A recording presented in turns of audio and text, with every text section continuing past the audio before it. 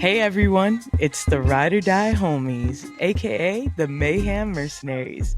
I'm Ashface Killer, live with your boy, the Mercenary for Hire, Rodney. We are here to give you our instant reaction to tonight's episode, episode 11, The Payback Era. Let's jump right into the episode. So right away we see that we're the house is like in a straight divide, right? We have Johnny and his angels on one side, and on the other we have basically the rest of the house. Let's break down this whole Johnny versus everybody fight, or everybody. So we have Johnny versus Michelle first. So Michelle feels that Banana's whole gameplay was to weaken her alliance, and Bananas used her as a pawn to get at Devin. Do you agree? Oh, absolutely, man. I mean, he was going personal with her, just going in on her and Devin's relationship, calling her the next ex, saying how he can't see the two of them walking down the altar. I mean, there's no wonder she was so mad. I mean, it's just ridiculous. Like for him to be going at that angle, even if it's strategy at the game, like you don't think she's going to take that some type of way, especially if she really cares about Devin, like she says. So, I mean, that was a little bit obnoxious from a friend standpoint. So, absolutely, he was using her as a pawn. Yeah, definitely. I mean, she is an emotional player, as social she is, and she is like a great overall player. She does take a lot of things personal. She wants to be everyone's friend, she wants everyone to like her, and just life doesn't always work like that. But I know that she does feel like Johnny used her as a pawn, and I agree. I think he did. Um, I think he just also used Tori as well. We also see Johnny versus Jordan. So this was kind of like in a subtle way, but uh Bananas just straight out blows up Jordan's spot and is like, Jordan has a top four, and where do you think you stand, Naya? He's got Laurel, he's got Tori as his number one, he's got Aviv, and he has Rachel. Where do you think you stand? And I mean, he says it himself. He is like the chaos agent. He's there to like be diabolical.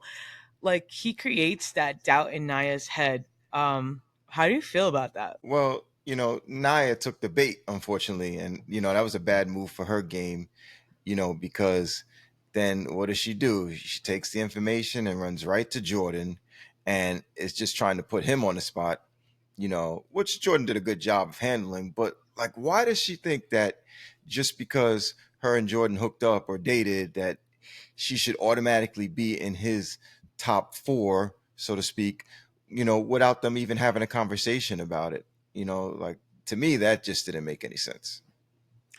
Yeah, it's not like she's Tori or like even Laurel. I mean, they were in a relationship as well.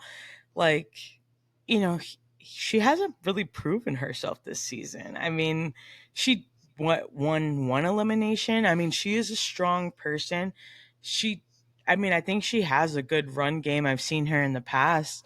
But I think it goes back to what you said in last week's podcast too, is like the relationships, it's just not a good look. And you gain that little happy weight, and not that she gained weight, but like your mind starts to focus on your relationship, and you stop forgetting about the game, and you start thinking that you're there for your relationship and you're not there for the game. So Jordan picked his best options. He wants a strong girl in the final. He wants somebody that's not going to gas out. um I don't know about Aviv being in his top four, but the other three, I mean, I want them in my top four as well. Um, Speaking of relationships and taking the bait, I we also have Johnny versus Tori, right? So Johnny's like, Tori is got every guy in here in her back pocket, and she's protecting everybody, but she's gonna, call someone out. Like she's gotta vote one of you guys in. And Tori's like, yo, like keep my name out your mouth, like straight up bucked up, right? And I was proud of her on that. I was proud of her for having a backbone because I'm a big fan of Tori. She's an overall great player. She has strength. She knows how to do puzzles. She doesn't give up. I mean, the girl's like won, 2 seasons ago. So, I mean, but Johnny does kind of bring up a good point, right? I mean, the math ain't math, then you are going to have to call someone in, you know? How did you Uh, feel about that? Well, as far as like how Jordan and Tori handled it, Jordan was the textbook example of how you should handle a situation like that, because Bananas is, we all know Bananas, that's just what he does, man. He likes to cause chaos and mayhem. And, Jordan sat back, he just let it ride, played it cool, and, Tori got triggered, you know. He brought her up and then she just blew up and then it just was a snowball effect from there, and the problem with that is that by her doing that, maybe it's going to put some doubt in some of the guys that she's supposed to be protecting, because they're going to wake up and be like, yo, you know what, Banana's got a point. I mean, how's she going to protect all of us, you know There goes Johnny again planting those seeds. He got into Naya's head and like you said, she took the bait. So what is it to like Corey? Like, is he gonna start thinking, damn, where do I fall in this? Or, other guys, yeah, and rightfully so, right? I mean, everyone's thinking about their top four right now. Everyone's thinking about who am I taking with me to the final? Um, but Johnny's not wrong. But Johnny also loves this villain role. I mean, he has all these fights with everybody, but it's for a reason. I mean, he's trying to be like the House of Villains all star or whatever. I mean, he does great at it, but he's like very petty Betty, he's with it. So this is his MO. I mean, yeah, everyone's gonna bite, or maybe they might not. And like you said, like we all know how Johnny is, but I mean, he's really good at being the villain. yeah. um, let's go into the challenge. So we have the challenge building bridges. Walk us through the rules and what was your thoughts? Okay, so that building bridges, the challenge. Now, this challenge was like a page straight out of Donkey Kong from Nintendo. If any of you watching are old enough to remember that game, I mean, it had so many moving parts. There was nets and ladders, ropes, and uh, levels. There were coins. There was even a puzzle at the top that had to be solved, and jumping. It was a very interesting challenge to watch, so to speak. I enjoyed the parts that we saw when people completed it, but there were also a lot of people who didn't successfully complete it too. So, you know, it could have been better if more people had actually came through and competed well, but I still enjoyed it. Yeah, no, I definitely have to shout out Nintendo. I'm wearing a Chain Chomp hat, so I'm with it. Yeah, it definitely reminded me of N64, of Donkey Kong, of like just the N64 level when you have to like go around the castle and you want to get the bonus lives and you have to jump into the water and then you have to collect all the extra lives and the red coins. It just threw me back to there. So I was thinking the same thing. I'm glad we're on the same page on that. And then the nets and the swinging and going into barrels, like that was just it was really funny to see that on the Donkey Kong level as well. But we see a lot of people do well, right? And then we see a lot of people not so much. So who out of the group that did well stood out to you? Well, just to start off, Bananas at first, because he had to go first. And, that's always a tough situation to be in when you're doing a challenge, especially individual challenges like that, because then everybody gets to see you and they get to learn from either your successes or your failures. And he made one mistake, where he missed one of the coins he was supposed to grab, but overall he breezed through that challenge. He did really well, for being the senior challenger left on the game. Mm. And then Jenny, she killed it. She did excellent on that. Um, there were a few other people who did well, but we didn't really get to see it except for Tori. Tori was the only other, and Kylan. Those were the only other two that really stood out to me that did great. Everybody else's with the editing and stuff was kind of just a mash, but they did complete it, And then obviously we got to Wait, see the how people. close was? Sorry to interrupt, but how close was it between Tori and Jenny? Oh yeah, right. It Jenny, was 600ths of a second. They that's said that was crazy. the closest in challenge history. So that was That pretty was sick pretty too. cool. Yeah, I thought so as well. I was like, what? Yeah, no, I'm a big fan of Kylan. I'm a big fan of Tori. I was happy to see Jenny win. Jordan, of course, is I'm sure he did great. We didn't get to Oh see yeah, too shout much out of to it, but Jordan. I mean, Jordan's completing this challenge, with basically one good hand. I mean, it's just phenomenal. yeah. But we do have like really strong players, and then a lot of players didn't do too good. So we let's just talk about who did bad. So we have Kara who got disqualified. We have all the ladies of layups. I mean leisure. We have Naya, Olivia, Michelle. They all got disqualified, and then we have Theo who like couldn't complete a three-piece puzzle. I mean, come on now. Uh, I was just I have to say, like, if you're a heavy hitter and I expect you to do well in these challenges, you better come through. You better come through. But I've been seeing that we had these strong, like, they're known for their brawn. They're there and they're just not, like, I guess, competing at their best level. What do you think? Do you agree? Oh, absolutely. I mean, look, if Josh is completing challenges and you're failing, there's an issue here. So, I mean, we didn't really get to see anything of him, but he finished it. You know what I Yeah. mean?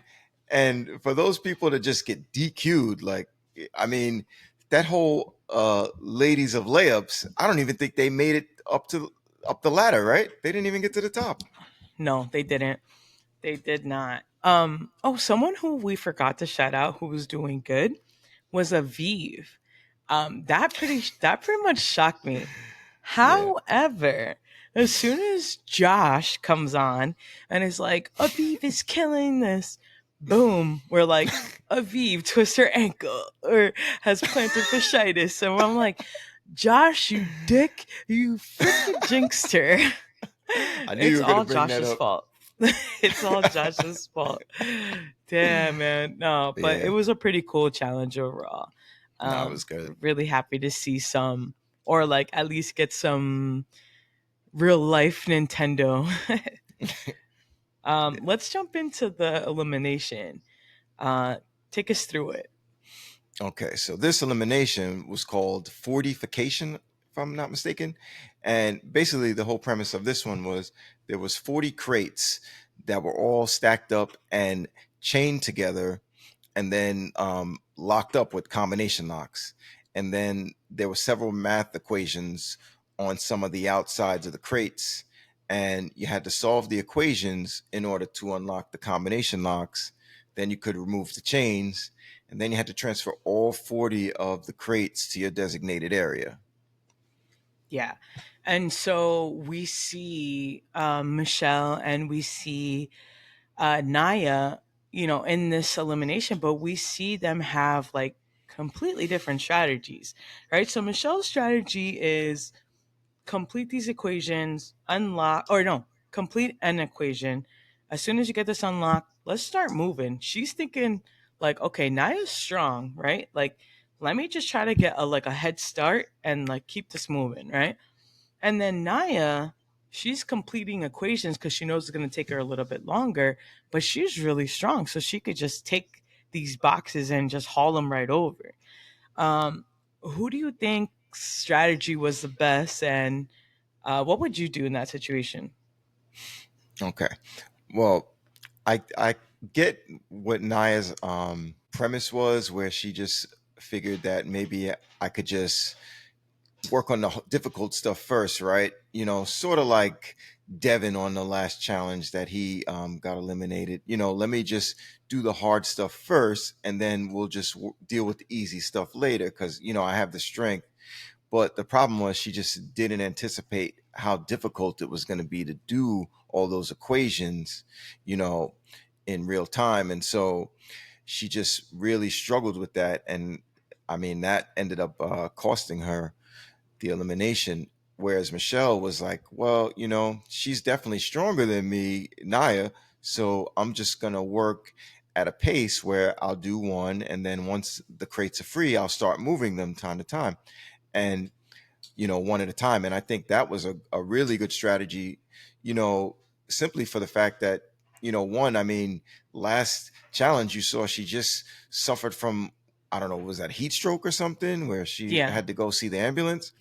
So I mean, these nights that they're out there doing these challenges, it's probably very hot out there, and if you're out there lifting all this heavy weight, to transfer 40 crates at the time, I mean, that's not the best strategy, when you have to take your health into consideration.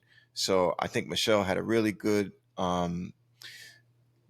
game plan there, and it worked in her favor. Yeah, I thought I was gonna see Naya call out on her boyfriend to help her out with some equations, or I thought I was gonna see a lot more of like the calculator help her get, like get these answers and get moving. Um, I did like that Michelle, like we just overall just throughout this her challenge career, I guess I wanted to say, like, I guess I just want to give her her flowers. Like, she finally felt confident and, she really showed out. Naya as well. I mean, Naya came like prepared. She really like had the headspace that like, hey, I'm going in there and I'm gonna win and I'm gonna come back. So it was nice to see like their competitive sides again, and just have everyone like, you know, like keep us on our toes. We didn't know who was gonna win, so Right. And I think that's also the thing that, people don't understand with the challenge. Like, in order to be great, man, it's not just making it to the final and win. Like, you have to go in the sand and come back. You know, that's where the legends are made, to get out there and put your whole game at risk and succeed. That's what makes people who they are. All the legends have, went in the sand, come back, and completed the game, complete the mission. yeah, exactly. I mean, you gotta be in it, and you gotta be in it to win it, right? Is that what they say? Yep. Yeah, and so no, I'm glad that you know overall I was happy with the elimination. It was anybody's game. I like to see those eliminations. Like, I don't like to see like just a landslide like last week where we had Mario Kart and it was just it was not entertaining. So Right. I like to see where like, oh, this could be anybody's game, and I don't know who's gonna win. So I was super excited to see that. But that was our instant reaction, and you know we'll just leave it at that. So Right. bye.